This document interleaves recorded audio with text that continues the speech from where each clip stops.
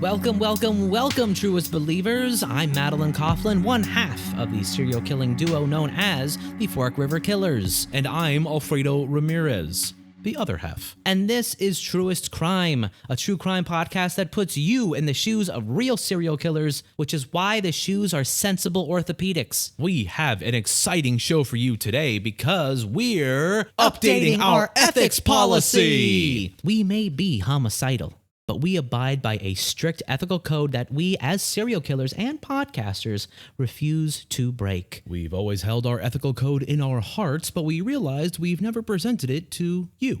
So we're doing that right now, starting with our stance on neutrality. We will never accept things of value from companies, PR firms, or victims trying to barter their way out of their doom. We cannot be bought, mostly because that would make us hitmen, and they are a bunch of sellout posers. Don't even get me started on hitmen. Some might construe that stance as gatekeeping, but we can assure you, for us, it's about the transparency of our motivations. For instance, we will never murder anyone from Helix Mattresses, no matter how much Casper Mattresses offers us, and they've offered a lot. Mostly pillow shams. Next on the list, we do not allow ourselves to kill for personal reasons, including vendettas, road rage, or crimes of passion. Though technically every kill is a crime of passion when you do it for the love of the game. The show may have advertisers at some point, but we will never accept payment for an endorsement on the show without telling you first. We've been approached by so many companies who want us to use their fishing line to strangle people or their durable garbage bags for viscera disposal. Sorry, but if we use your product, it's because it has a 4.5 or higher on dark Amazon. The secret version of Amazon.com where things get real freaky.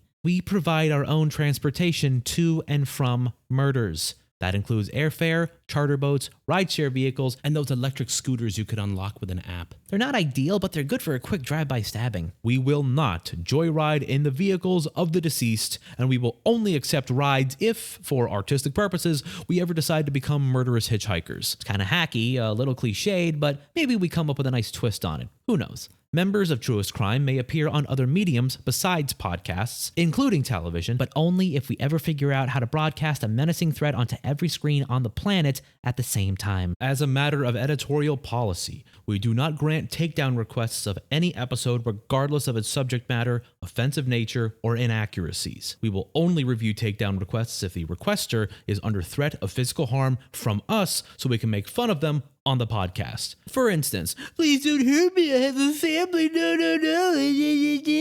That kind of thing. We maintain a strong partnership with the Inaudible Podcast Network and applaud their offhands approach to our admittedly controversial podcast. We thank the network for allowing us to do our thing with such little interference that we sometimes wonder if they're even aware we're on the network. But then we receive their annual Christmas gift basket and all the delicious cured meats and cheddar cheeses it provides, and are reminded that we are in the hands of a podcast network that cares about its talent, regardless of its power ranking on the FBI's most wanted list. Or maybe they set up an auto ship and forgot about us. Either way, we get to kill people, and they give us a platform, money, and holiday meat baskets. Can't ask for anything more. And that's it. Don't forget, patreon.com/inaudiblepod to contribute monthly, and find us on Twitter @inaudiblecast to keep up with the latest. That's it for us this week, but never fear, or maybe tremble in fear, because you'll be hearing from us again soon.